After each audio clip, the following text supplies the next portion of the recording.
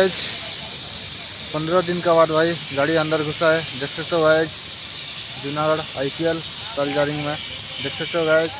बहुत मुश्किल हो रहा है भाई, क्या करें यार। 15 दिन के बाद गाड़ी खाली हो रहा है तो बहुत दिक्कत वाला बात है।